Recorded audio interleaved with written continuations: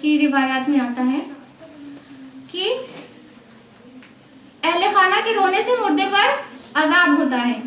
जब हजरत आयशा ने ये बात सुनी, नकार दिया, बोली कि हरगिज नहीं, ऐसा नहीं था।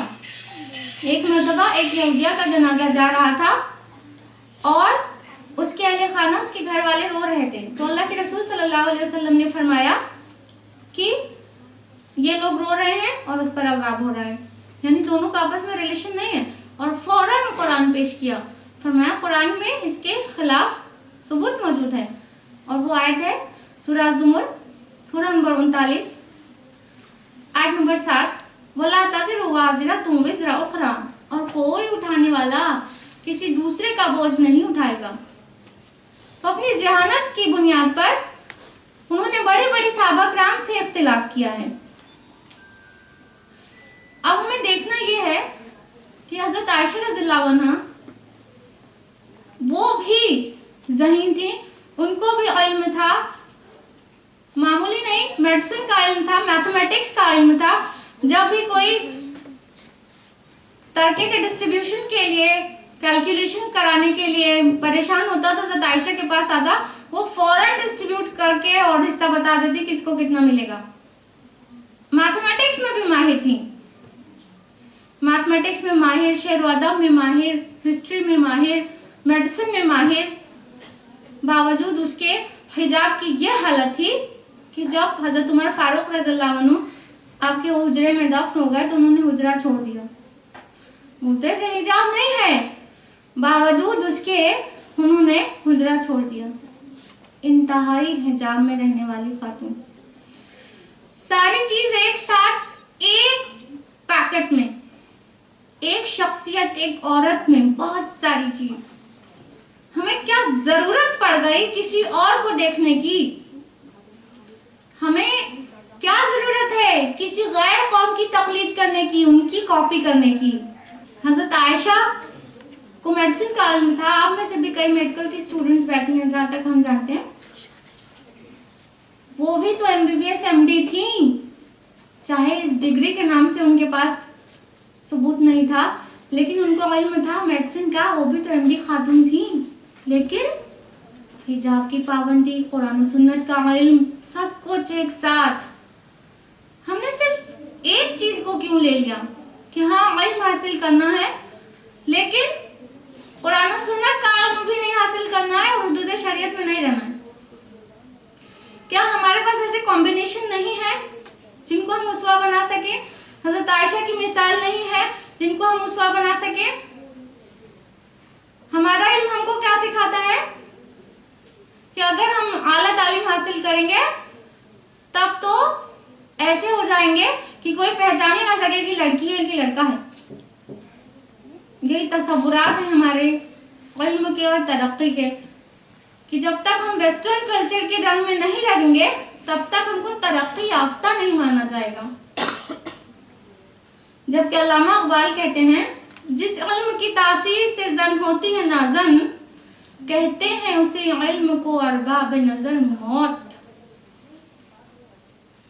मतलब ये कि जिस इल्म को हासिल करके औरत मर्द जैसी बन जाए, bob cut hair, tight fitting के जीन्स वगैरह, औरत मर्द जैसी दिखने लगे, वो कोई तरक्की का सिंबल नहीं है। वो क्या है? वो मौत और हलाकत का सिंबल है। तो हम क्यों उस इल्म की तरफ बढ़ रहे हैं? और कोई इल्म ये नहीं कहता कि हम अपने कल्चर को भूल जाएं और हम वेस्टर्न कल्चर की तकलीद करना शुरू कर दें। कोई इल्म ये नहीं सिखाता। इल्म आप बाहिजाब रह के भी ले सकती हैं, हुदूद शरीयत में रह के भी हासिल कर सकती हैं। माशाल्लाह अच्छी कॉलेज यूनिवर्सिटी में आप लोग पढ़ रहे हैं, बहुत खुशनसीबी की बात है। और कई चीजें यहाँ पर माहौल और जगह से तो बहुत अच्छा है अल्हम्दुलिल्लाह। जब इतना कुछ अल्लाह ताला ने दिया है तो उसका शुक्र अदा करना चाहिए और वैसा बनने की कोशिश करना चाहिए जैसा अल्लाह हमको पसंद करे। हमारी प्रायोरिटीज क्या होनी चाहिए कि हम अल्लाह की नजर में बन जाएं कि दुनिया में एक मॉडल बन के खड़े हो जाएं। तो हमें गौर करना चाहिए कि हमारा माजी कैसा था, हमारा पास्ट कैसा था। हमारे पास में बेहतरीन मिसाल मौजूद है, हमें ज़रूरत नहीं है किसी की। इस्लाम में हर तरह की चीज़ें मौजूद हैं। अल्लाह ताला ने फरमाया सूरह माइदा सूरह नंबर 5 आयत नंबर 3 में, अल-यौमा अकमलतु लकुम दीनकुम, आज हमने तुम्हारे दिन को मुकम्मल कर दिया। तो ना सिर्फ दिन मुकम्मल है बल्कि हमारे लिए एक पैटर्न ऑफ कंडक्ट जो कोई है वो भी मुकम्मल है। अल्हम्दुलिल्लाह, हम बेहतरीन बेटी, बेहतरीन बहन और बेहतरीन बीवी और माँ बनने के लिए देख सकते हैं। अपने ही कल्चर में, अपने इस्लाम में बेहतरीन मिसाल मौजूद हैं। हजरत आयशा जहाँ एक तरफ इतनी ज़हीन थी, इतनी बाइल्म खातून थी, वहीं दूसरी तरफ निहायत साबिरा, इंतहाई सब्र करने वाली। वाक़या इफ्क अगर आप लोगों को पता हो, वाक़या इफ्क यानी जब हजरत आयशा पे बुहतान लगाया गया था, ग़ज़वा मुस्तलक़ से वापसी में हार गुम हो गया था, उसको ढूंढने में वो मिस हो गई काफिले से, काफिला आगे निकल गया और पीछे अकेले रह गई। फिर हज़रत सफ़वान बिन मुअत्तल रज़ियल्लाहु अन्हु उनको लेकर काफिले से जा मिलते हैं। ये पूरी हदीस मौजूद है सही बुखारी में। सही बुखारी जिल्द नंबर 2 किताबुत तफसीर बाब नंबर 774 हदीस नंबर 1859। हज़रत आयशा फरमाती हैं कि जब सफ़वान बिन मुअत्तल ने आए तो उनकी इन्ना लिल्लाहि व इन्ना इलैहि राजिऊन आवाज़ सुनकर उनकी आँख खुली और फौरन उन्होंने ऊँट पेश कर दिया, उस पर सवार हुई और जाके काफिले से मिल गई। दोपहर का वक्त था और मुनाफिकीन ने वावेला करना शुरू कर दिया कि नबी की बीवी एक रात गुजार कर आई है, और इस तरह की बहुत सारी बातें बनाई गई। हज़रत आयशा रज़ियल्लाहु अन्हा को उस वक्त तो नहीं पता चला, मदीना पहुंचकर बीमार हो गई, अपनी वालिदा के घर चली गई। 1 महीने का वक्त गुजर गया। फिर एक बार रफ़ाए हजत के लिए उम्मे मिस्ताह के साथ जाती हैं और उम्मे मिस्ताह उनको बता देती हैं कि तुम्हारे पीछे ये बातें चल रही हैं। हज़रत आयशा रज़ियल्लाहु अन्हा को इतना सदमा होता है, इतनी तकलीफ होती है, फरमाती हैं 2 रात और 1 दिन मेरे आंसू रुके नहीं, बहुत रोती हैं। फिर रसूलुल्लाह सल्लल्लाहु अलैहि वसल्लम तशरीफ लाते हैं और कहते हैं, ऐ आयशा, अगर तुमने गुनाह किया हो तो अल्लाह से तौबा कर लो, अल्लाह माफ़ करने वाला मेहरबान है, और अगर नहीं किया तो अनकरीब अल्लाह तुम्हारी बरात नाज़िल कर देगा। हज़रत आयशा रज़ियल्लाहु अन्हा के पास कोई जवाब नहीं रहता। अपने वालिद से चाहती हैं कोई जवाब दे, वो भी रुक जाते हैं। अपनी वालिदा उम्मे रुमान से चाहती हैं वो कोई जवाब दे, वो कहते हैं मुझे तो कुछ समझ में नहीं आ रहा है, तुम ही बताओ। फिर हज़रत आयशा जवाब देती हैं, अगर मैं ये कहूँ मैंने किया है तो आप लोग मान लेंगे, जो कि मैंने किया नहीं, और अगर मैं ये कहूँ कि मैंने नहीं किया है तो आप लोग आसानी से नहीं मानेंगे। और फिर कहती हैं, मैं उस नबी का नाम भूल गई थी, यानी हज़रत याकूब अलैहिस्सलाम को। अब उस नबी का कौल ही दुरुस्त है, जो कि दर्ज है कुरान मजीद में, सूरह यूसुफ सूरह नंबर 12 आयत नंबर 18, फसब्रुन जमील, अब सब्र करना ही बेहतर है, वल्लाहुल मुस्तआन अला मा तसिफून, और अल्लाह ताला जो बात तुम गढ़ लाए हो, अल्लाह ताला ही उसके लिए साथी है। वो ये कहकर सब्र कर लेती हैं और उसी हालत में रसूलुल्लाह सल्लल्लाहु अलैहि वसल्लम के ऊपर वही आ जाती है। सब लोग हुजरे से बाहर हो जाते हैं। जब वही के आसार जाते रहते हैं तो रसूलुल्लाह सल्लल्लाहु अलैहि वसल्लम मुस्कुराते हैं, तबस्सुम करते हैं और फरमाते हैं, आयशा, अल्लाह ने तुम्हारी बारात नाजिल कर दी। और वो आयत हैं सूरह नूर सूरह नंबर 24 आयत नंबर 11 से लेकर 20 तक। 10 आयत एक खातून की पाक दामनी को साबित करने के लिए, कुरान की 10 आयत। और वो आयत की स्टार्टिंग है कि ये जो बोतान गढ़ लाए हैं ये तुम्हारे अपने ही गिरोह के लोग हैं, तुम इसको अपने हक में बुरा ना जानो, बल्कि ये तुम्हारे लिए बेहतर है। इस तरह आयत नंबर 11 से लेकर 20 तक आयत है। हज़रत आयशा रज़ियल्लाहु अन्हा फरमाती हैं कि मुझे ये तो लगता था कि रसूलुल्लाह सल्लल्लाहु अलैहि वसल्लम को ख्वाब में दिखा दिया जाएगा मेरी पाक दामनी, लेकिन मुझे ये नहीं पता था कि मेरे लिए वही आएगी और कुरान में मेरे बारे में जिक्र होगा जो कि क़यामत तक पढ़ा जाएगा। सुभान अल्लाह, ये है खुशनसीबी। जब ये अमल हो तो क्यों ना अल्लाह कुरान में तारीफ करे, क्यों ना अल्लाह पसंद कर ले। ये थी हजरत आयशा रज़ियल्लाहु अन्हा, सदक़ात में इंतहाई माहिर। कोई चीज जमा करके रखना उनकी आदत नहीं थी, कितना भी हदिया आता फौरन उसको डिस्ट्रीब्यूट कर देती।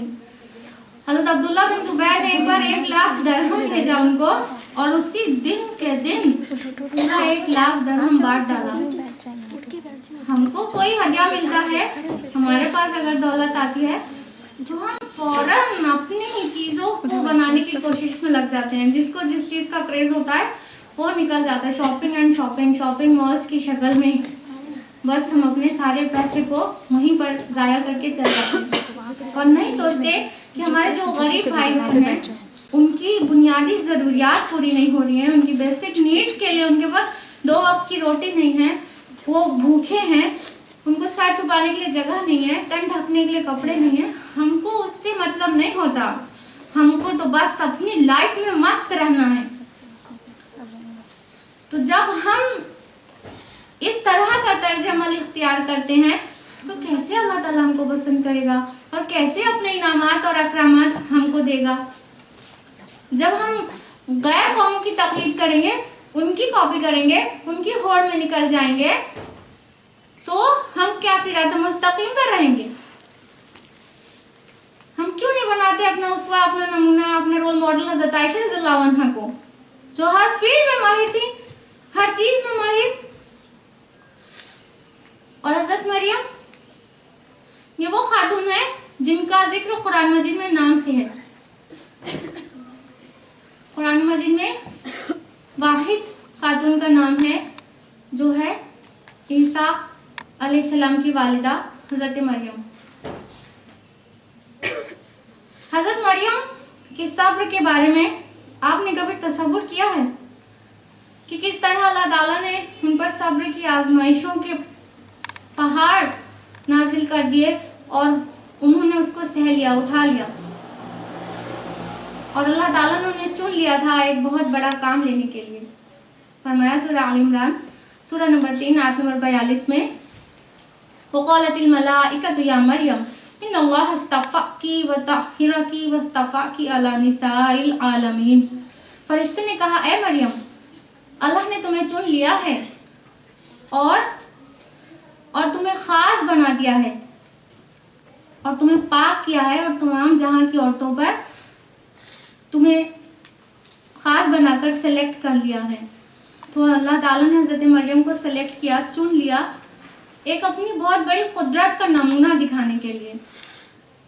और हुक्म हुआ, सूरह आल इमरान सूरह नंबर 3 आयत नंबर 45 में लिखा हुआ है कि वक़ालतिल मलाइकतु या मरियम इन्नल्लाह युबश्शिरुकी बिकलिमतिन मिन्हु। फरिश्तों ने कहा, ए मरियम, अल्लाह ताला ने तुम्हें एक खुशखबरी दी अपनी तरफ से एक कलमे की। इस्मुहु मसीह इब्न मरियम, मसीह ईसा इब्न मरियम, जिसका नाम मसीह ईसा इब्न मरियम होगा। वजीहन फिद दुनिया, और दुनिया में वो बावकार लोगों में होगा। वमिनल आखिरति हुमुल मुक़र्रबीन, वमिनल आखिरति हुमुल मुक़र्रबीन, और आखिरत में खास लोगों में होगा, मुक़र्रब लोगों में होगा। अल्लाह ताला ने ये ऐलान कर दिया, फरिश्ते के जरिए उनको बता दिया कि तुमको एक बेटा होगा और बगैर शौहर के होगा। हज़रत मरियम का जवाब था, दर्ज है कुरान मजीद में सूरह आल इमरान सूरह नंबर 3 आयत नंबर 47 में, कि हज़रत मरियम ने कहा कि ए रब, मुझे क्यों कर होगा बेटा, मुझे किसी इंसान ने हाथ नहीं लगाया। तो जवाब आया कि इसी तरह अल्लाह ताला जो चाहता है पैदा करता है, और वो जिस चीज को पैदा करने का इरादा कर लेता है बस कहता है कुन, हो जा, फयकून, और वो हो जाता है। अल्लाह ताला ने कह दिया कि बस अल्लाह ताला जो पैदा करना चाहता है वो करेगा और तुमको उसका जरिया बनाएगा। अब सोचिए कि आजमाइश का पहाड़ टूट पड़ा है। एक औरत को कहा जा रहा है कि बगैर शौहर के बच्चा पैदा होगा, तो जाहिर है समाज से कितनी स्ट्रगल करनी पड़ी होगी। अल्लाह का चुनाव है, लबैक कह दिया। और फिर जब हमल जाहिर होने लगा तो बहुत सहना पड़ा, बहुत सहना पड़ा। ना सिर्फ तब बल्कि अब तक यहूद आपके पाक दामनी पर बोतान लगाते हैं। और जब लेबर पेन शुरू हो गया, जब डिलीवरी का वक्त आया, निकल गई बस्ती से, जंगल में चली गई। जंगल की तन्हाई है, भूख है, प्यास है। उस हालत में अल्लाह ताला को ही पुकारती हैं और अल्लाह ताला उनको खुशखबरी देता है उनका ख्याल रखने की। लिखा हुआ है सूरह मरियम सूरह नंबर 19 आयत नंबर 24 से लेकर 26 तक कि फरिश्ते ने नीचे की तरफ से आवाज लगाई, अल्लाह तहज़नी, गम ना करो, अल्लाह ताला ने तुम्हारे नीचे एक चश्मा जारी कर दिया है। खजूर के दरख्त को हिलाओ, तुम पर पक्की खजूरें गिरेंगी। फकुली वशरबी वक़र्री अयना, बस खाओ और पियो, अपनी आंखों को ठंडी रखो। अल्लाह ताला ने खाने पीने का जंगल में इंतजाम कर दिया। बताइए, जब औरत ऐसी हो, इतनी फरमाबरदार अपने रब की, तो क्या बड़ी बात है कि इस तरह के कारनामे हो, जन्नत में जंगल में चश्मे जारी हो जाए और खजूर अपने पास चली आए, खाने पीने का इंतजाम हो जाए। कौन सी बड़ी बात है? अल्लाह ताला तो अल कादिर है, हर चीज पर कुदरत रखने वाला। तो इस तरह से जिस तरह वो फरमाबरदार थी, अल्लाह ताला ने उनका वो उतना ही ख्याल रखा और तमाम मुआशरे से लड़ी वो, सिर्फ अल्लाह की रजा हासिल करने के लिए। क्या गेन था? कॉमन सेंस का सवाल है कि क्या गेन क्या था? सिर्फ अपने रब की रजा के लिए। रब का चुनाव है, कोई बात नहीं है, निभा दिया। ऐसी बाबरकत खातून थी कि हज़रत ज़करिया अलैहिस्सलाम, जो उनके खालू हैं, नबी हैं, वो मुतासिर हुए बगैर ना रहे। हज़रत ज़करिया जब भी हुजरे में आते, जो कि लिखा हुआ है सूरह आल इमरान सूरह नंबर 3 आयत नंबर 37 में कि ज़करिया जब भी इबादत गाह में आते तो वहाँ खाना पाते। और कौन सा खाना? दूसरे मौसम के फल और अजीब अजीब कीमती चीजें। तो उन्होंने सवाल किया, ए मरियम, तुम्हारे पास ये कहाँ से आता है? हज़रत मरियम ने जवाब दिया, ये अल्लाह के पास से आता है और अल्लाह ताला जिसे चाहे बेहिसाब रिज़्क़ देता है। वो बिल्कुल अक़ीदत से भर गए हज़रत अलैहिस्सलाम, और उनकी एक ख्वाहिश थी कि उनकी औलाद हो।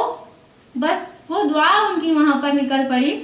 वो बूढ़े हो चुके थे, उनकी बीवी बांझ थी, और वहां पर बाबरकत मकाम पर हज़रत मरियम के हुजरे में, उनकी इबादत गाह में, उन्होंने अल्लाह से दुआ की, अल्लाह को पुकारा। वो दुआ दर्ज है सूरह आल इमरान सूरह नंबर 3 आयत नंबर 38।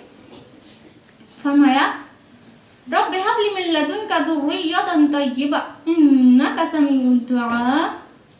ऐ मेरे रब, मुझे अता कर एक सुथरा पाक लड़का, बेशक तू दुआओं को सुनने वाला है। अल्लाह ताला ने फौरन उस दुआ को सुन लिया और हज़रत ज़करिया अलैहिस्सलाम को बुढ़ापे में, और बीवी बांझ है, इस हालत में उनको हज़रत यहया अलैहिस्सलाम अता किया। ये एक औरत की बरकत थी, ये एक औरत की बरकत थी। मिरेकल्स हो रहे हैं, सुभान अल्लाह। तो हम इन ख़वातीन को देखेंगे, उनको अपना नमूना बनाएंगे, उनका तर्ज अमल इख्तियार करेंगे, उनका सब्र इख्तियार करेंगे कि किसी और तरफ जाएंगे। हम क्यों नहीं देखते कुरान मजीद में किनको अल्लाह ने पसंद किया है? हम क्यों नहीं देखते कि अल्लाह के रसूल सल्लल्लाहु अलैहि वसल्लम की सीरत में कि कौन ख़वातीन बहुत बाबरकत हैं और अल्लाह ताला ने उन्हें किस तरह पसंद कर लिया। ये थी हज़रत मरियम। और हज़रत आसिया, हज़रत आसिया का नाम सुना है आप लोगों ने? वो कौन थी? माशाअल्लाह, आप में से कई लोगों को मालूम है, फिरौन की बीवी थी और उनका शौहर बहुत ही जालिम, बहुत सरकश, परले दर्जे का काफिर था, फिरौन। उस काफिर के घर में रह के वो अल्लाह पर ईमान लाई और उसकी सारी दौलत को ठुकरा दिया। आसिया वो खातून थी जिसका शौहर बहुत सरकश, बहुत जालिम, बावजूद उसके वो अल्लाह पर ईमान लाई और उसकी दौलत को ठुकरा दिया, उसकी दौलत से महरूब नहीं हुई।